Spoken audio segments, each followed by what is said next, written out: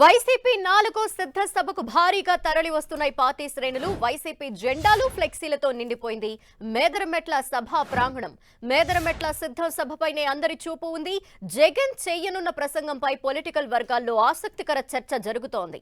Cadre ఎంతో ఉత్సాహంగా ఎదురు చూస్తున్న వైసీపీ 4వ చివరి సిద్ధ సభ నేడు అద్దంకి నియోజకవర్గం మేదరమెట్లలో జరగనుంది. జగన్ ఎన్నికల వ్యూహం ఎలా ఉండబోతోంది? ఈ చివరి సిద్ధ సభలో సీఎం జగన్ ఏం మాట్లాడనున్నారు?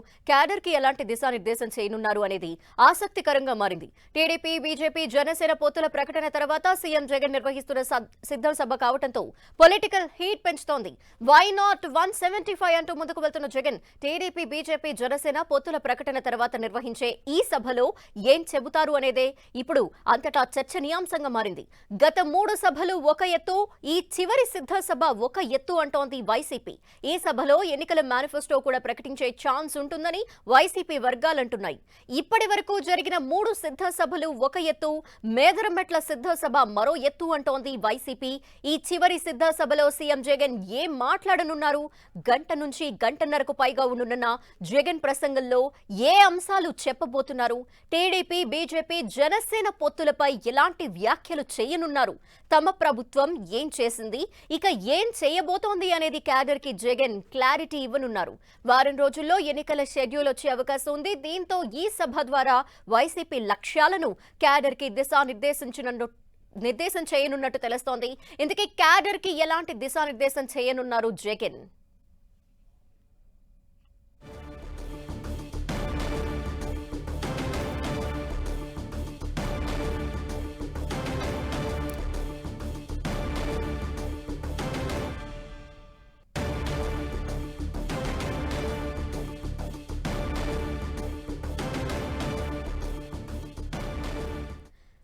మేదరమెట్ల చివరి సిద్ధ సభ ఏర్పాట్లకు సంబంధించి డీటెయిల్స్ మా ప్రతినిధి దుర్గా అందిస్తారు. దుర్గా, లక్ష్మి, మరి కాసేపట్లోనే మేదరమెట్లో సిద్ధం సభ ప్రారంభం కాబోతుంది.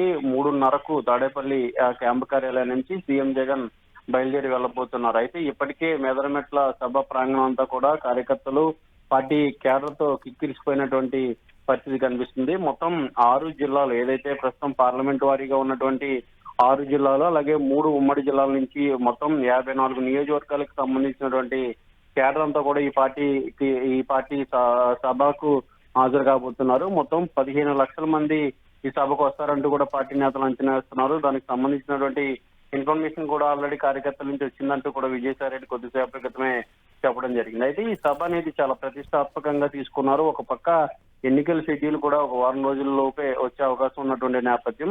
దీంతో పాటు ఇక చివరి బహిరంగ సభగా ఇది ఉండబోతుందని చెప్పలేదు. ఎందుకంటే ఎన్నికల ముందు ఇప్పటికే అటు ఉత్తరాంధ్రకు సంబంధించి భీమిల్లోనూ, అలాగే బెందులూరు, అలాగే రాప్తాడు మొత్తం 3 సార్లు సభలు నిర్వహించారు. ఈ 3 సభలు కూడా చాలా సక్సెస్ఫుల్ గా ఆ పార్టీలో జోష్ని తీసుకొచ్చాయి. ఇక చివరి సభ కావడంతో ఈ సభ ద్వారా మరింత జోష్ని పార్టీ క్యాడర్ లో తీసుకురావాలని సీఎం జగన్ నిర్ణయం తీసుకున్నారు. ఇందులో భాగంగానే భారీ ఏర్పాట్లు ఈ సభకు చేశారు. అయితే ఈ సభలో చాలా ప్రత్యేకంగా ఉండే అవకాశం కనిపిస్తుంది. ఎందుకంటే ఇప్పటికే టీడీపీ, జనసేన, బీజేపీ 3 పార్టీలు కూడా పొత్తును ప్రకటించినటువంటి నేపథ్యంలో 3 పార్టీలు కూడా కలిసి ఒక కూటమిగా ఏర్పడి వైఎస్ఆర్సీపీకి పోటీగా వస్తున్నటువంటి పరిస్థితుల్లో ఈ సభ అనేది ఎలాంటి దిశానిర్దేశం చేస్తారు సీఎం జగన్ అనే దానిపైన అందరూ కూడా ఆసక్తిగా ఎదురు చూస్తున్నారు. పూర్తిగా కేడర్ అంతా కూడా అటుపక్క మేనిఫెస్టో కూడా కొన్ని అంశాలు ప్రకటిస్తారంటూ కూడా పార్టీ నేతలు చెప్తున్నారు. అలాగే ఈ కూటమికి సంబంధించినటువంటి ఎలాంటి వెర్షన్ ని సీఎం జగన్ కేడర్ కి చెప్తారు, ఎలాంటి దిశానిర్దేశం చేస్తారనే దానికి సంబంధించి ఆసక్తిగా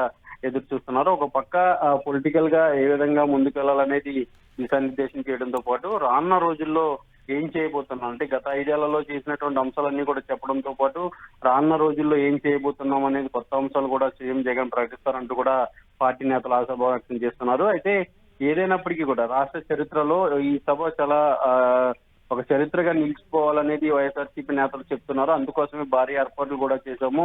మొత్తం 15 లక్షల మంది ఈ సభకు వస్తారంటూ కూడా ఆశాభావం అయితే వ్యక్తం చేస్తున్నట్టు మాకు తెలుస్తుంది. Okay, thank you Durga.